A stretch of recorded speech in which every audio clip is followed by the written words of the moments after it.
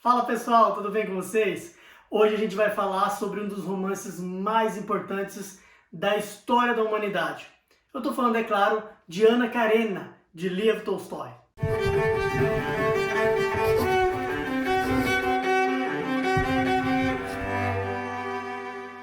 E antes de eu começar a falar desse clássico, eu vou pedir, é claro, para você já deixar o seu gostei e se inscrever aqui no canal, porque a gente começou uma campanha para chegarmos aos primeiros 1000 inscritos. Então a sua inscrição é muito importante para a gente. Se você puder compartilhar com um amigo, com aquela pessoa que você sabe que gosta de literatura, a gente vai ficar muito feliz.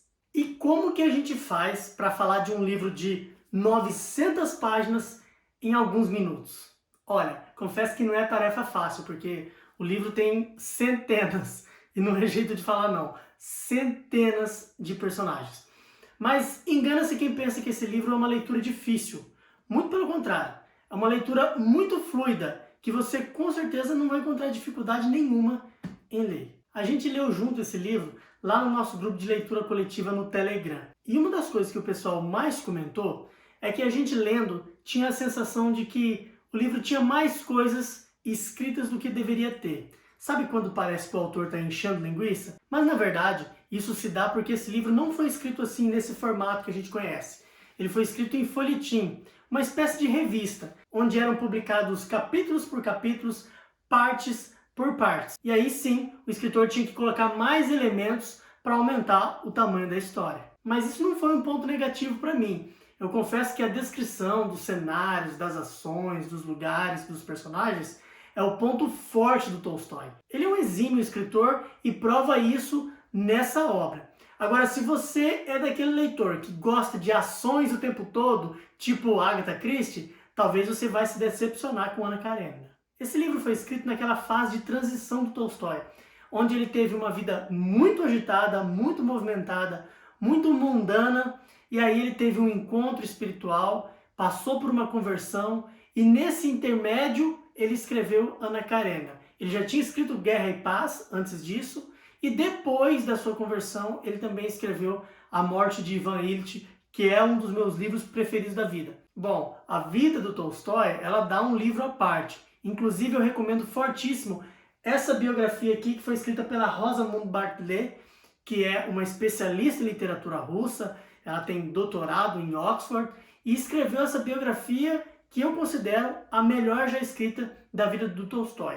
Eu recomendo fortíssimo para vocês. E já que eu estou citando alguns textos de apoio, eu não posso deixar de citar também esse livro que eu sempre consulto quando eu vou ler algum autor russo. Estou falando da Pequena História da Rússia, esse pequeno manual aqui que eu sempre recorro quando eu quero estudar um pouquinho o contexto histórico da época e poder me ambientalizar um pouquinho na história. Outro livro que eu também sempre consulto quando vou fazer uma leitura clássica é o livro da literatura, que traz um pequeno texto muito pertinente sobre Ana Karenina. Outro livro de apoio que você encontra com bastante facilidade é o Lições de Literatura Russa, do Vladimir Nabokov.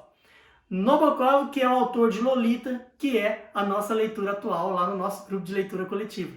Que, olha, vou falar uma coisa para você, é um livro que está me deixando muito surpreso, eu não esperava que era um livro tão bom, e se você quer ler junto com a gente, digita aqui embaixo, eu quero, que eu já mando o link de participação para você fazer parte do nosso grupo de leitura coletiva lá no Telegram. Então, sem mais delongas, vamos saber do que se trata Ana Karenina.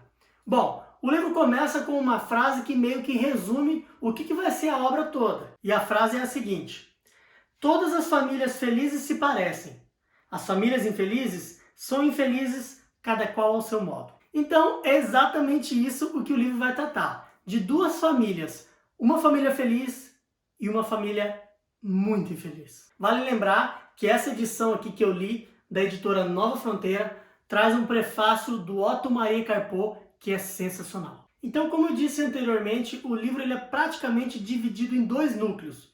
O núcleo da Ana Karenina e o núcleo do Liev. E o livro começa com o irmão de Ana Karenina, o Oblonsky, em apuros. Ele estava traindo a sua esposa, a Dolly, com uma espécie de babá das crianças. Ela descobre, pega uma carta dele e resolve se separar.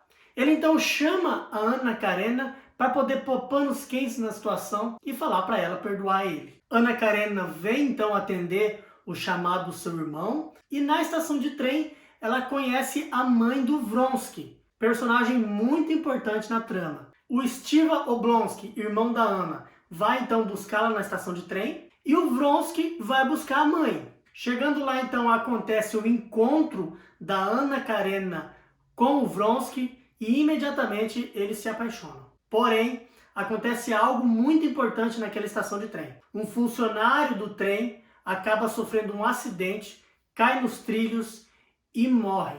Esse acontecimento é muito importante para o desenvolvimento da história. A Anna Karenina conversa então com a Dolly, consegue convencer ela a desistir do término do casamento, mas tem um outro acontecimento muito importante que está prestes a acontecer. Um baile de debutante da irmã da Dolly. Lembra que eu falei que a história é dividida em 2 núcleos? Bom, até agora eu falei do núcleo da Anna Karenina. Agora eu vou falar do núcleo do Lievin. O Lievin é uma pessoa muito simples, é um agricultor que está apaixonado pela Kiri, que é a irmã da Dolly que vai dar a festa de debutantes. Então ele vai para a cidade na intenção de pedir ela em casamento. Só que o Lievin é muito amigo do Oblonsky e ele conta para o Oblonsky a sua intenção de pedir a cunhada dele em casamento. E o Oblonsky alerta, fala, olha, você pode até pedir ela em casamento, mas sabe que você tem um concorrente forte ali. E quem que é esse concorrente?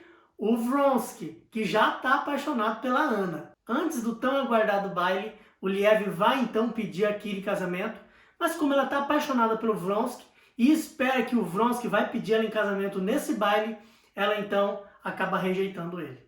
O Lievin vai embora, completamente desolado, e acontece o baile. Mas o que mais chama atenção nesse baile? Uma dança entre a Anna Karenina e o Vronsky. E aqui a gente vê o dedo de um grande escritor na trama. A dança entre os dois é algo tão sensual que a gente lendo consegue imaginar cada movimento. A Anna Karenina, que era casada, não consegue resistir aos encantos do Vronsky e acaba se sentindo completamente lisonjeada por um rapaz tão jovem, tão bonito, se apaixonar por ela. A Kiri fica completamente arrasada, fica doente inclusive. A Anna volta para casa, mas o Vronsky não desiste. Pega o trem e vai atrás da Anna. A partir daqui, pessoal, acontece um verdadeiro rebuliço na vida da Anna. O Vronsky não para de ir atrás dela e ela não consegue mais resistir aos encantos dele.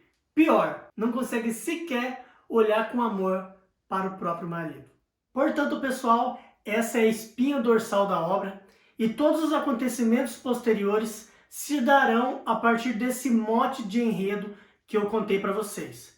Portanto, tudo que eu contar daqui para frente vai ser spoiler e eu não quero estragar a experiência de quem ainda não leu o livro.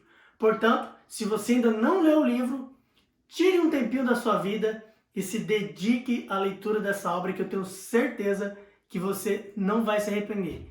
E para você que já leu, conta aqui nos comentários o que você achou da experiência de leitura dessa obra fantástica. Eu vou ficando por aqui, deixo o convite para quem quiser fazer parte do nosso grupo de leitura coletiva e não se esqueça, é claro, de se inscrever aqui no canal e ajudar a gente a chegar à marca de 1000 inscritos.